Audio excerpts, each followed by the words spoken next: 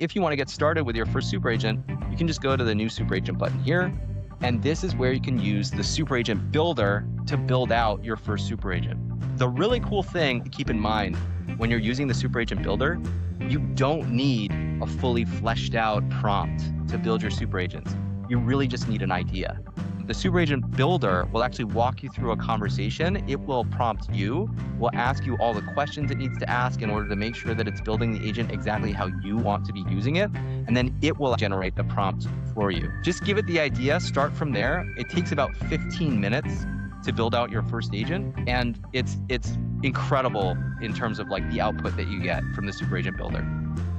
You've also got some agent ideas here. So these are actually based off of the work that you do inside of ClickUp or your job title. As you're working inside the platform, the agent builder is actually going to give you some ideas. This is where you can see some of the superpowers that your super agents have access to. We've got Gmail, Google Calendar, Google Drive, Slack, GitHub. So you can actually connect it to all of these external resources and tools that you have. So it can take action not just inside of ClickUp, but outside of ClickUp. We have some different use case ideas for you. So if you're thinking like, how do I get started?